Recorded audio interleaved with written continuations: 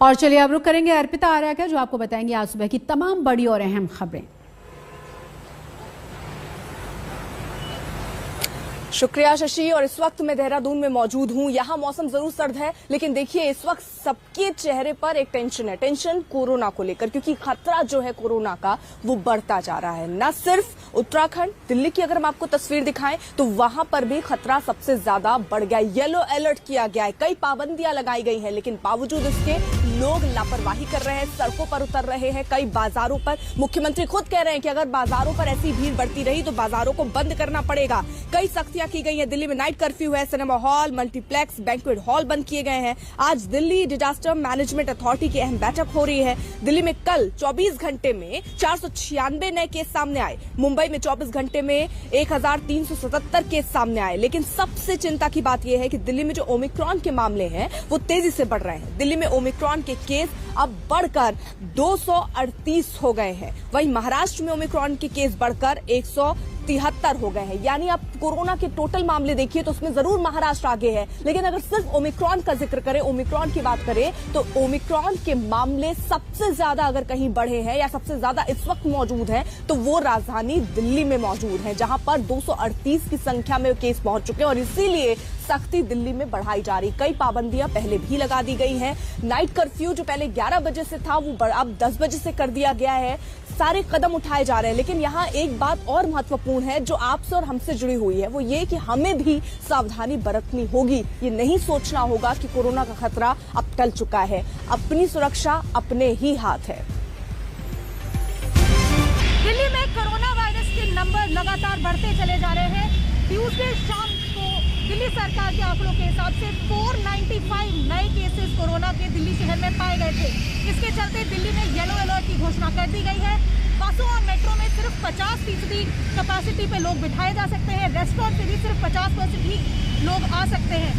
शादी या फ्यूनरल्स में भी सिर्फ 20 लोगों की लिमिट लगा दी गई है। सिनेमा हॉल, मॉल और जिम वगैरह सब बंद कर दिए गए हैं। इसकी वजह से आप देख सकते हैं ये येलो अलर्ट जो जारी हुआ है, इसकी वजह से इस वक्त सुबह के 9:30 बजे है और यहाँ लाडोसराय के बस स्टॉप पे कितनी भीड़ है। ये लोग सभी बसों का या ऑटोज का इंतजार कर रहे हैं। ऑटो और जो शेयर्ड ऑटोज है उनमें भी लिमिट लगा दी गई है कि सिर्फ आधे लोग ही बैठाए जा सकते हैं। और यहाँ आप देख सकते हैं कि किस तरह से भीड़ है जो अपने ऑफिस जाने के लिए सुबह के 9:30 बजे बस का इंतजार कर रही है। आइए कुछ लोगों से भी बात करके देखते हैं। भाई साहब, कहाँ जाना चाह रहे हैं आप? और कितनी देर हो गई आपको बस मिल रही है? आधा घंटा। क्या कह रही है बस? क्या कह रहे हैं कि सवारी अलाउड की एक सीट पे बैठा रहे।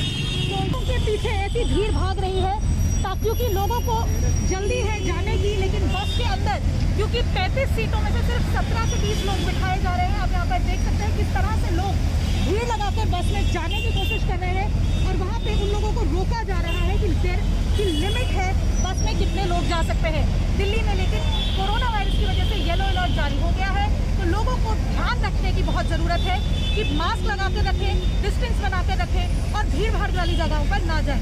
कैमरामैन नासिर खान के साथ अनीशा माथुर, दिल्ली आज तक।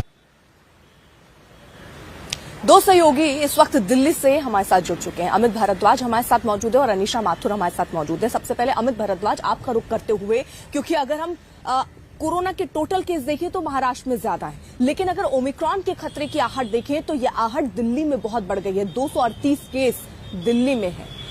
क्या कदम सरकार उठा रही है और किस तरीके से स्थिति पर नजर इस वक्त बनी हुई है? क्या लोगों की लापरवाही भी बाजारों में नजर आ रही है?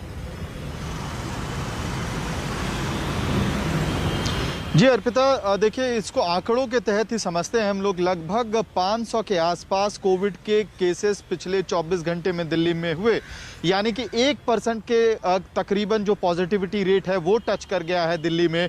और यही वजह है कि दिल्ली सरकार और दिल्ली का जो डिजास्टर मैनेजमेंट अथॉरिटी है वो सक्रिय हो गया है। और इसकी वजह से आप देख रहे हैं कल जिस तरह से सरकार ने कुछ सख्त कदम उठाए और उसी के तहत कोविड ग्रैप का जो पहला स्टेज है उसको लागू कर दिया गया, यानी कि नाइट कर्फ्यू अब रात के 10 बजे से लेकर सुबह के 5 बजे तक लागू है। Colleges, schools, gym, swimming pools, banquet halls, इन तमाम जगहों पे अब रोक लगा दिया गया है, ये ऑपरेशनल नहीं है। साथ ही अगर हम शादी के फंक्शंस की बात करें तो उसमें भी 20 लोगों की लिमिट लगा दी गई है। मॉल्स जो हैं दिल्ली में आज से, और बाजार जो नॉन एसेंशियल कमोडिटीज का जहां पे सेल परचेज है वहां पे ऑड इवन तरीके से दुकानें खुलेंगी, यानी कि अब सरकारें एक्शन में है। और ये एक्शन में सरकारें इसलिए आई हैं क्योंकि पॉजिटिविटी रेट दिल्ली में बढ़ता जा रहा है, और जैसा कि आप बता रही थी कि ओमाइक्रॉन केसेस दिल्ली में बढ़ रहे हैं। और सबसे बड़ा कंसर्न इस वक्त दिल्ली वालों के लिए और दिल्ली की सरकार के लिए ये है कि जो एक्टिव केसेस का पूल है, ना केवल सबसे ज्यादा ओमाइक्रॉन केसेस दिल्ली में है बल्कि एक्टिव केसेस का पूल भी सबसे ज्यादा दिल्ली में ही है। ठीक है, अनीशा भी हमारे साथ मौजूद है।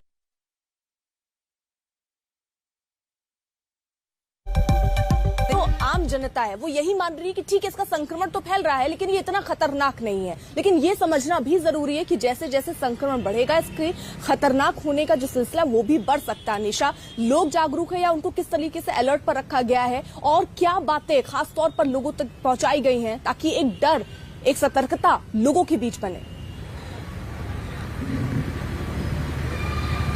देखिए अर्पिता, दिल्ली में येलो अलर्ट की घोषणा कल दोपहर को कर दी गई थी।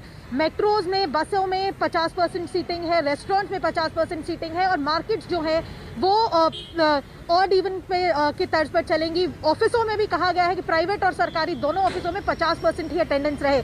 लेकिन अगर आप लोगों की देखें तो जितनी सतर्कता बरतनी चाहिए और खासतौर से जो अप्रैल मई में दिल्ली में हालात उठे थे उसको देखते हुए डर जो होना चाहिए वो हमें नहीं दिखाई दे रहा। हम इस वक्त बाराखंबा मेट्रो स्टेशन के बाहर हैं और मैं अपने कैमरामैन नासिर भाई से बोलूंगी कि जरा पैन करके आपको दिखाएं। मेट्रो स्टेशन में, मेट्रो में हालांकि 50% सीटिंग है, लेकिन जिस तरह से लोग बाहर आ रहे हैं मेट्रो स्टेशन से, वो जो डिस्टेंस मेंटेन करने की बात है कि थोड़ा दूरी बरत के रहें, मास्क अपना पूरा पहन के रखें, वो नहीं हो रहा है। यहाँ पर भी आप देखें, अगर मेट्रो स्टेशन के बाहर जो लोग बैठे हैं, ज्यादातर लोग मास्क को अपने नाक के नीचे लगाकर बैठे हैं, पूरा ढंग से मास्क लगाकर नहीं आ रहे हैं। और ये मेट्रो स्टेशन से भी जो लोग बाहर निकल रहे हैं। ठीक है, विद्या माथुर भी हमारे साथ, हमारे सहयोगी इस वक्त मुंबई से मौजूद हैं। विद्या, कोरोना के केसेस तो सबसे ज्यादा देखिए महाराष्ट्र में है, लेकिन ओमिक्रॉन का जो केस है वो 173 है। वहां पर किस तरीके का अलर्ट जारी किया गया है, क्या कहा गया है सरकार की तरफ से और किस तरीके के दिशा निर्देश? जी देखिए, अगर महाराष्ट्र की हम बात करें तो महाराष्ट्र के सबसे ज्यादा जो आंकड़े हैं वो मुंबई से हैं। 55% आंकड़े जो पूरे महाराष्ट्र में आते हैं वो मुंबई से हैं और इसी वजह से कई सारे कर्ब्स यानी कि रेस्ट्रिक्शंस पहले से ही लगा दिए गए थे। जैसे कि यहाँ पे नाइट कर्फ्यू है, गैदरिंग्स बहुत बड़े बड़े, जैसे न्यू ईयर में भी हमने देखा था रेस्ट्रिक्शंस थे, बड़ी बड़ी क्रिसमस के जो पार्टियां होती है वो नहीं हो पाई। और यही बात नए साल के लिए भी लागू किया गया है, यानी कि नए साल में भी लोग जश्न बड़े तौर पे बहुत ज्यादा लोगों के साथ नहीं मना सकते। नाइट कर्फ्यूज हैं जगह पे। इसके साथ ही जिस तरह से दिल्ली में अभी फिलहाल लगाए गए हैं कर्फ्यू, वैसे तो नहीं है, लेकिन जैसे मैं बता दूं, इस वक्त मैं हूं यहाँ बांद्रा का जो वंडरलैंड है, जो कि आदित्य ठाकरे और राहुल कर्नल जो उनके कार्यकर्ता उनके साथ बनाया गया है, ये अगले 2-3 दिन के लिए ही है। लेकिन इसे 8:30 बजे रात में बहुत जगमगाता हुआ ये जगह लगता है, बहुत खूबसूरत लगता है रात में, लेकिन 8:30 बजे से बंद कर दिया जाता है ताकि लोग 9 बजे का जो कर्फ्यू लगा हुआ है उस समय तक अपने घरों तक पहुंच तो देखिए, जरूरत यही है कि अभी से ही प्रिकॉशन लिए जाएं, क्योंकि केसेस हम देख रहे हैं अचानक से बढ़ते हुए नजर आ रहे हैं। सरकारें जागरूक हैं, पाबंदियां लगा रही, लेकिन जागरूक लोगों को भी होना पड़ेगा। बहरहाल, आप सभी सहयोगी जो जुड़े थे उनका बहुत बहुत शुक्रिया। एक छोटे से ब्रेक के लिए रुकना। अब बात उस खबर की जिसने पूरे कानपुर को, पूरे उत्तर प्रदेश को गरमा दिया है। बात उसकी जहां पर संपत्ति, अकूत संपत्ति मिली है, कैश बरामद हुए, सोना चांदी बरामद हुआ और उसके बाद अब सवाल ये उठने लगे कि आखिरकार ये तार कहां तक जुड़ेंगे, क्योंकि संबंध तो अब दुबई तक नजर आ रही। कल रात तक छापेमारी चलती रही। 14 दिन के न्यायिक हिरासत में पीयूष जैन है, पूछताछ चल रहा है, पूछताछ का सिलसिला चल रहा है। साथ ही साथ यहाँ जो कार्रवाई है वो भी आगे चल रही है, जांच भी आगे बढ़ रहा है। लेकिन इन सब के बीच जांच, पूछताछ के अलावा सियासी घमासान भी इसको लेकर छिड़ गया है। समाजवादी पार्टी बीजेपी पर आरोप लगा रही है। वहीं बीजेपी का कहना है, योगी आदित्यनाथ ने कहा कि देखिए जो सत्ता में नहीं है उनके पास से 200 करोड़ की संपत्ति बरामद हो रही है, तो ऐसे में कितना बड़ा खेल चल रहा होगा अंदाजा लगाया जा सकता है।